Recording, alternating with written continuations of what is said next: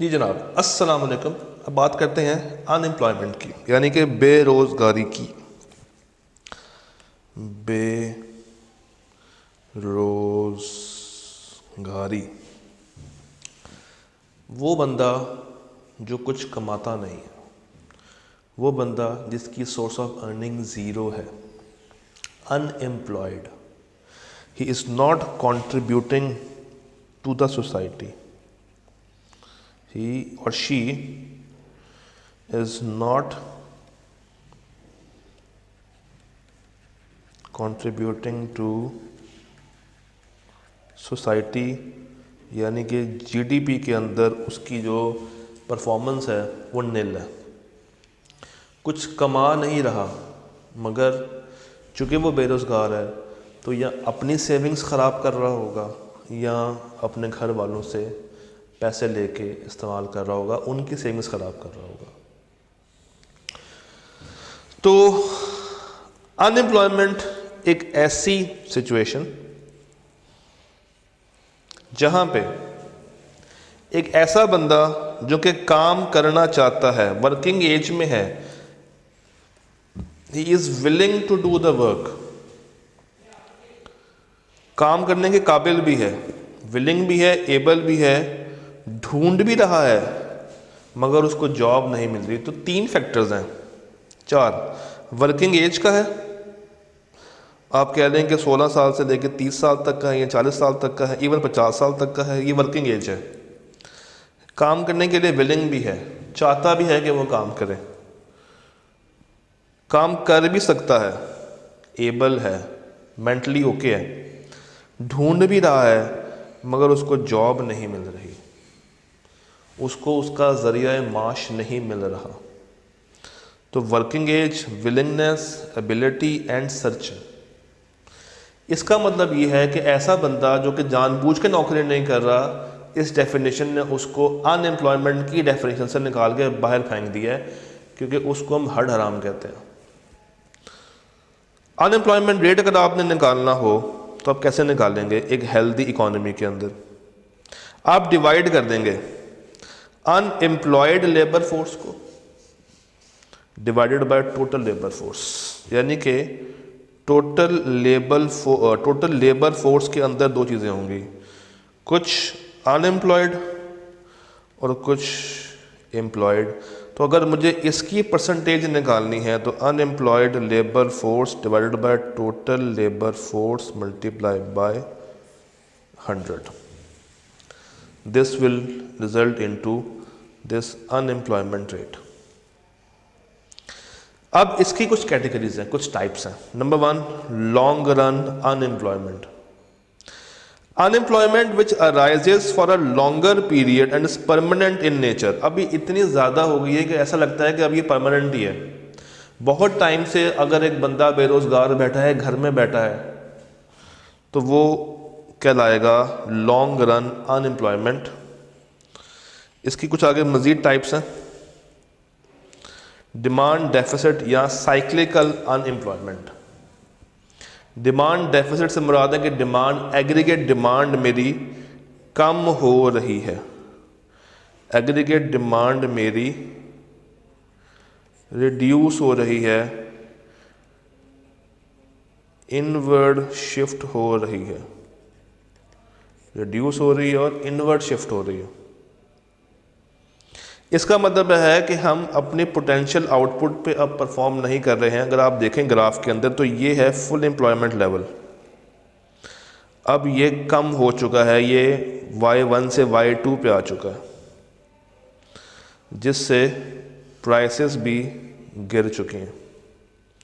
जब aggregate demand गिरती है तो प्राइसेस भी गिर जाती हैं। तो जब ये Y1 से Y2 पे आया, इट मीन्स कि अनएम्प्लॉयमेंट बड़ी है, अनएम्प्लॉयमेंट इंक्रीज होती है। तो when an economy is in recession, अगर एक इकोनॉमी ही रिसेशन में है या वहाँ पे ग्रोथ लो है, एग्रीगेट डिमांड डेफिशिएंट है, रिड्यूस हो रही है, इसका मतलब है कि जो पोटेंशियल आउटपुट है वो कम हो जाएगा। Therefore it will cut back production और इन द प्रोसेस आपकी जो लेबर फोर्स है वो ज़्यादा अनएम्प्लॉयड हो जाएगी। फिर आती है हमारे पास स्ट्रक्चरल अनएम्प्लॉयमेंट। ये ऐसी अनएम्प्लॉयमेंट है जो कि अकर होती है because lack of requisite skills. उनको कुछ और चाहिए, इस बंदे के पास स्किल्स कुछ और है।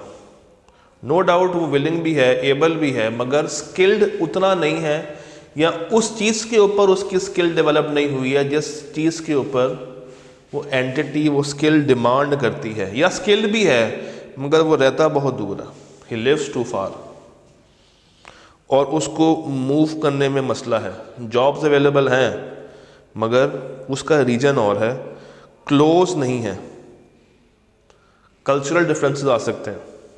तो jobs are available but there is a serious mismatch between what the company needs and what that person possesses. ये है आपकी स्ट्रक्चरल अनएम्प्लॉयमेंट। फिर एक क्लासिकल अनएम्प्लॉयमेंट भी होती है, इसको हम कहते हैं रियल वेज अनएम्प्लॉयमेंट। इसमें क्या होता है कि वेजेस जो आपके ट्रेड यूनियंस होते हैं ना, वो वेजेस ऑटोमेटिकली जान के हाई लेवल पर सेट कर देते हैं। Artificially they are kept at high level. तो ये आर्टिफिशियली उसको हाई लेवल पे एक मिनिमम लेवल पे सेट कर देते हैं खुद ही से। A high minimum wage means that the demand for labour is less, because firms तो उस वेज को अफोर्ड ही नहीं करेंगी। जिससे क्या होगा, जब आपने ये वेज रेट सेट कर दिया है, तो अब अगर मैं देखूं ये मेरी डिमांड आ रही है, तो अब ये गिर जाएगा। इक्विलिब्रियम पॉइंट कहाँ पे आ रहा है, ये, this is my equilibrium point. अब अगर मैं इस तरफ जा रहा हूँ, Q से Q1 की तरफ जा रहा हूँ, इट मीन्स कि आउटपुट बढ़ रही है, मेरी एम्प्लॉयमेंट बढ़ रही है मगर at a higher wage level. और अगर मैं इस तरफ आ रहा हूँ, इट मीन्स कि एम्प्लॉयमेंट गिर रही है या अनएम्प्लॉयमेंट बढ़ रही है, एक ही बात है, at a lower veg level. तो इसकी रेमेडी क्या है कि आप इस तरह का कोई भी काम ना करें और मार्केट इक्विलिब्रियम को ही फैसला करने दें what will be the wage rate. तो शॉर्ट रन में क्या है, frictional unemployment, it occurs when people are searching for और transitioning from one job to another. This can just be temporary और it can take a while. Seasonal, मौसमी काम, जिस तरह सर्दियों में बर्फ़ का काम नहीं होता, सीज़न काम है, इसी तरह गर्मियों में कंबल का, रज़ाई का काम नहीं होगा। नॉर्दर्न वाले सर्दियों के अंदर कम काम करते हैं, उनका काम गर्मियों में बहुत ज़्यादा चमकता है। तो सीजनल अनएम्प्लॉयमेंट एग्जिस्ट करती है बिकॉज कुछ इंडस्ट्रीज सिर्फ और सिर्फ रेलिवेंट सीजन्स के अंदर ही ऑपरेट करती हैं। Industries where seasonal unemployment is common, farming, tourism, construction. फिर वॉलंटरी, जान पूछ के अनएम्प्लॉयड रहना। It occurs when people choose not to enter into the labour force at the prevailing wage rate. उनको वो वेज पसंद ही नहीं आता, वो कहते हैं नहीं, कम पैसे हैं, हम ये जॉब करने में इंटरेस्टेड नहीं हैं। People choose not to enter the labour force at the prevailing wage rate. It may be more beneficial for them to receive social security rather than go to a job. अब वो क्या करेंगे, job नहीं करेंगे, और अगर तो market में इजी मनी अवेलेबल है तो वो उसकी तरफ भागे चले जाएंगे, खुद डिफॉल्ट हो जाएंगे और बैंक्स को तंग कर रहे होंगे। इसके क्या क्या नुकसान होंगे अनएम्प्लॉयमेंट के। Number 1, loss of goods and services. Unemployment causes a waste of scarce economic resource and reduces the long-term growth of potential of the economy. An economy with a high level of unemployment is producing within its PPF. The hours that the unemployed do not work can never be recovered. तो जो trade off वाला concept था, हमने शुरू में देखा था PPF के अंदर, जहाँ पे ट्रेड ऑफ होता था। अब अगर तो अनएम्प्लॉयमेंट हो रही है, आपके जो इकोनॉमिक रिसोर्सेज हैं वो ख़राब हो रहे हैं, वो वेस्ट में जा रहे हैं। जिससे जो लॉन्ग रन की ग्रोथ है वो भी ख़राब हो रही है। Fiscal cost to government, it results into high benefit payment and low tax revenues. भाई जब एक बंदा कमा ही नहीं रहा है तो वो टैक्स कहाँ से देगा, तो आप उससे रेवेन्यू कैसे लेंगे टैक्स वाला। When individuals are unemployed, not only do they receive benefits, वो benefits तो लेगा ही लेगा, मगर आपको कोई भी इनकम टैक्स पे नहीं कर रहा होगा। क्यों? As they are spending less, they contribute less to the government, तो आप उससे टैक्स कलेक्ट नहीं कर सकते। Dead weight loss of investment in human capital, एक बंदा अनएम्प्लॉयड है, इट विल बी कंसिडर्ड एक जिंदा लाश, dead weight loss. Unemployment waste कर देता है some of the scarce resources used in training workers. Furthermore workers who are unemployed for long periods, वो ऑलरेडी डी स्किल्ड हो जाते हैं, जो उनको आता भी है वो भूल जाते हैं, क्योंकि रैपिडली चेंजिंग जॉब मार्केट है। This reduces their chance of gaining employment in future, जो कि आगे फ्यूचर में जाके भी उनको फिर जॉब्स अवेलेबल नहीं होती हैं।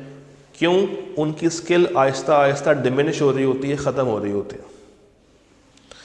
करंट अकाउंट डेफिसिट, आपका जो नेशनल आउटपुट है वो गिर जाता है, आपका जो नेशनल आउटपुट है वो गिर जाता है। Social cost of unemployment, rising unemployment is linked to social and economic deprivation. There is some serious relationship when rising unemployment and rising crime. अब जब देखें ना, जब आप अनएम्प्लॉयड है, पैसा है नहीं, तो क्राइम बढ़ेगा, आपके हालात वर्स होते जाएंगे। आप अगर कुछ नहीं कमा रहे हैं और मैरिड हैं, डाइवोर्स बढ़ेगी, आपके अंदर डिप्रेशन आएगा, आपकी हेल्थ ख़राब होगी, लाइफ ख़राब होगी। तो ये बहुत सारे मसले हैं जो कि इसके साथ साथ ऑपरेट कर रहे होते हैं। इसको ख़त्म कैसे किया जाए, इसको काउंटर कैसे किया जाए, अब ये देखना भी ज़रूरी है। तो उसके लिए आपको चाहिए education and training. Those who are unemployed since long could be simply taught new skills, आप उनको नई स्किल्स सिखाएं, उनमें एक नई करंट जगाएं, उनको एक इनिशिएटिव दें, उनको मोटिवेट करें कि भाई अब तुमने काम करके दिखाना है, उसको विलिंग बनाएं। शुरू में उसको कुछ फाइनेंशियल असिस्टेंस दें, उससे कहें कि भाई तुमने काम करना है, हम तुम्हारा घर का खर्चा कुछ टाइम तक चला रहे हैं, मगर उस टाइम पे तुमने एफर्ट करके अपना घर सीधा कर लेना। तो शुरू में उसको मोटिवेशन देनी पड़ेगी, अदरवाइज़ जितना वो कमाएगा, जब उसको कुछ नज़र नहीं आएगा ना, कमाने के बावजूद भी उसको खर्चा फील हो रहा होगा, तो वो कमाने की तरफ कभी जाएगा नहीं। तो शुरू में एक आपको फिक्स खर्चा अपने ऊपर रखना पड़ेगा कि भाई तुम कमाओ, घर की टेंशन ना लो, इसको हम संभाल लेंगे, मगर तुमने कमाना है, और आहिस्ता आहिस्ता उसको उसकी डगर पे वापस लेकर आया जाए। We should develop a culture for entrepreneurship. Individuals को चाहिए कि वो उठें और अपना पैसा लगाएं, गवर्नमेंट के ऊपर डिपेंड ना करें। जब आपके अंदर भूख है, जब आप कुछ करना चाहते हैं, तो इट डजेंट मैटर कि आप 16 साल के हैं या 62 साल के हैं। इफ़ यू आर विलिंग, तो फिर आपको चाहिए कि आप बेस्ट टैलेंट तलाश करें, लीडर बने, आगे निकलें, प्रोग्राम स्टार्ट करें, एक्सेलरेट करें, मेंटोर्स ढूंढें, इन्वेस्टमेंट पकड़ें और अपना काम करें। फिस्कल पॉलिसी को एक्सपेंड कर दें। इससे क्या होगा, आपकी एग्रीगेट डिमांड बढ़ जाएगी, जिससे एम्प्लॉयमेंट बढ़ जाएगी। मॉनेटरी पॉलिसी को भी जब आप एक्सपेंड करेंगे तो जीडीपी बढ़ जाएगी और एम्प्लॉयमेंट बढ़ जाएगी। माइक्रो फाइनेंसेस ऑब्टेन किए जा सकते हैं डिफरेंट सोर्सेस से, जो कि आपको पैसा देके आपसे काम करवाएंगे। Now Phillips curve, Phillips curve को देखते हैं। इन्होंने एक रिलेशनशिप दिया है बिटवीन अनएम्प्लॉयमेंट रेट और इन्फ्लेशन रेट, जो कि इन्वर्स है। यानी कि ये कहते हैं कि जितना ज़्यादा इन्फ्लेशन होगी, जितनी ज़्यादा इन्फ्लेशन होगी, उतना ही अनएम्प्लॉयमेंट रिड्यूस होगा, और जितनी इन्फ्लेशन कम होगी, अनएम्प्लॉयमेंट बढ़ जाएगी। अगर मैं इसको आसान कर दूं तो हम ये कह रहे हैं कि जितनी ज़्यादा महंगाई होगी जो आपका एम्प्लॉयमेंट रेट है वो कम होगा, और जब महंगाई कम होगी तो एम्प्लॉयमेंट बढ़ जाएगी। कुछ बच्चे अनएम्प्लॉयमेंट के साथ कंफ्यूज कर देते हैं। तो ये एक ट्रेड ऑफ है, एक अपॉर्चुनिटी कॉस्ट है, एक नेगेटिव रिलेशन है between inflation and unemployment. Inflation low है तो दूसरी तरफ उलट है, हाई है तो उलट है। हमने एक्स एक्सेस पर रखा है अनएम्प्लॉयमेंट रेट और वाई पर रखा है इन्फ्लेशन रेट। अब देखें, ये है अनएम्प्लॉयमेंट, यानी कि अगर मैं इसको इस तरफ मूव करूंगा तो उसका मतलब है कि अनएम्प्लॉयमेंट बढ़ रही है, जिसका ये मतलब है कि एम्प्लॉयमेंट कम हो रही है। एम्प्लॉयमेंट कम हो रही है तो अनएम्प्लॉयमेंट इस तरफ जा रही है और एम्प्लॉयमेंट इस तरफ आ रही है। तो शुरू में जब रेट ऑफ इंटरेस्ट कम है, जब इन्फ्लेशन रेट कम है, महंगाई नहीं है, इसका मतलब है कि यहाँ पे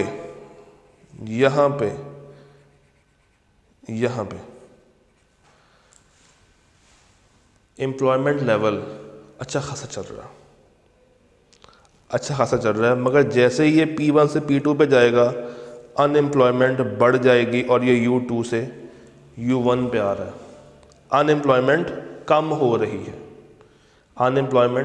हो रही है जब इन्फ्लेशन रेट मेरा बढ़ रहा है।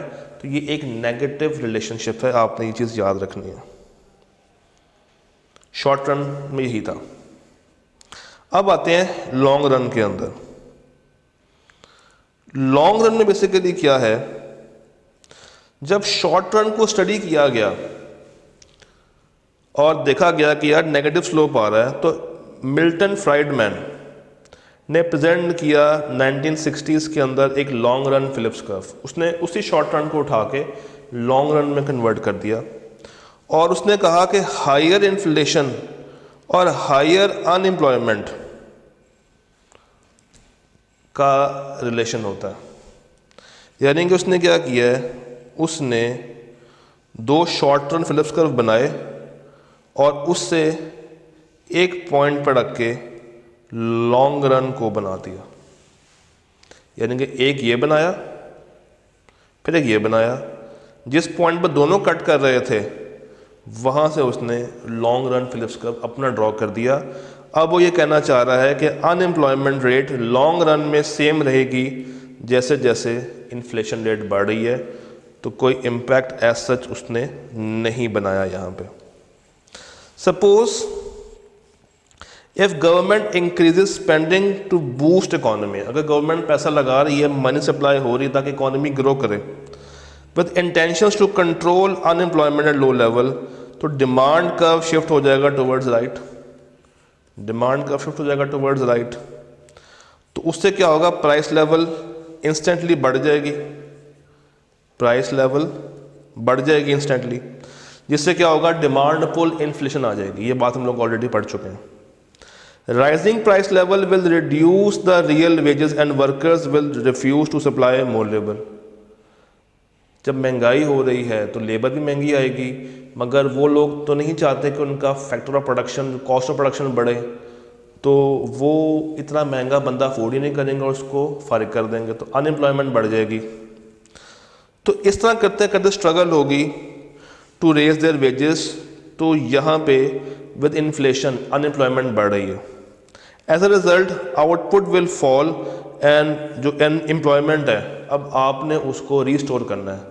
तो आप रीस्टोर कैसे करेंगे, जब आप उनको मज़ीद अपॉर्चुनिटीज़ प्रोवाइड करेंगे काम करने की। तो ये एक ट्रेड ऑफ है बिटवीन अनएम्प्लॉयमेंट एंड इन्फ्लेशन, जो कि शॉर्ट रन में किसने बताया था, फिलिप्स ने बताया था, और लॉन्ग रन में उसी को आगे चलाया किसने, फ्राइडमैन। जी The economy begins in equilibrium at point A. This is the equilibrium point. There is an increase in government spending to boost AD. अब जो डिमांड है वो बूस्ट कर गई, डिमांड पहले यहाँ से थी, अब ये यहाँ पर आ गई है.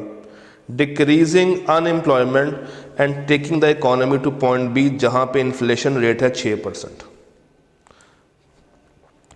ए पॉइंट बी, अब 2 पॉइंट्स आ गए हैं. अब पॉइंट बी फर्म जहाँ पे डिमांड बढ़ रही है और आउटपुट, जब मेरी डिमांड इंक्रीज़ हो रही है तो उसका मतलब है कि आउटपुट फॉल है, अनएम्प्लॉयमेंट राइज कर रही है, तभी मैंने ये कर्व यहाँ से उठा के यहाँ पे शिफ्ट कर दी. शॉर्ट रन में हुआ. मगर लॉन्ग रन में क्या है, लॉन्ग रन में एक सिंगल वर्टिकल लाइन आएगी जो कि आपका ट्रेड ऑफ दिखा रही है, जो कि आपका ट्रेड ऑफ शो कर रही है. इसी तरह एक और कॉन्सेप्ट आता है वॉलंटरी अनएम्प्लॉयमेंट का. वॉलंटरी अनएम्प्लॉयमेंट यानी कि जान के काम नहीं करना, हड हराम. अगर मैं इसको देखूं तो इस केस में क्या होता है, ये मेरे पास एक डिमांड करवा रहा है और ये मेरे पास एक सप्लाई करवा रहा है L1. ये जो पॉइंट है L1, ये शो कर रहा है equilibrium between supply and demand of labour at W1 wage level. इस पॉइंट पे वो सारी वर्कफोर्स काम कर रही है जो विलिंग है, एक्टिवली काम करना चाहती है, but also those who are voluntary unemployed. अब अगर मैं इस कर्व को आपको दिखाऊं, ये जो वर्कफोर्स, ये वाली वर्कफोर्स, ये वो है जो कि वॉलंटरी काम करने में इंटरेस्टेड नहीं है. क्यों? इनको पैसे पसंद नहीं आते, इनको वो वेज पसंद नहीं आ रही है, ये गिवन वेज लेवल पे काम नहीं करना चाहते हैं. तो ये जो गैप है L2 माइनस L1, ये जो गैप आप देख रहे हैं, this means that L2 minus L1 workers in the workforce choose not to part at given wage level. तो जिसकी वजह से अनएम्प्लॉयमेंट बढ़ रही. क्यों? वो उस वेज लेवल पे काम करने में इंटरेस्टेड ही नहीं है. मगर आहिस्ता आहिस्ता ये लाइन का जो डिफरेंस है वो कम होता जा रहा है, रिड्यूस होता जा रहा है, नैरो होता जा रहा है. तो अब क्या होगा, जैसे जैसे वेज बढ़ती जाएगी वो लोग काम करने में इंटरेस्टेड होते चले जाएंगे और अनएम्प्लॉयमेंट आहिस्ता आहिस्ता ख़त्म हो रही होगी. इसे कहते हैं, ये कर्व है ऑफ वॉलंटरी अनएम्प्लॉयमेंट. तो this was the complete chapter जो कि हमने स्टडी किया. And again I would request कि आपने इसकी रीडिंग बहुत अच्छे तरीके से करनी है. हमने थोड़ा सा फास्ट पेस पे किया है, वो भी इसीलिए किया है क्योंकि यहाँ तक आते आते बच्चों का एक माइंड बन चुका होता है ऑन इन्फ्लेशन एंड अनएम्प्लॉयमेंट. तो लेक्चर को सुने, किताब को खोलें, उसकी रीडिंग करें एंड देन बताएं आपको किस पॉइंट पे क्या मसला आ रहा है. हम उसको दोबारा से डिस्कस भी कर सकते हैं व्हाट्सएप ग्रुप के अंदर. तो होपफुली कल हमारा ये पूरा जो सिलेबस है वो ख़त्म हो चुका होगा और उसके बाद आपके पेपर भी करीब करीब हैं एंड आप लोग साथ साथ तैयारी भी करेंगे. ठीक है जनाब.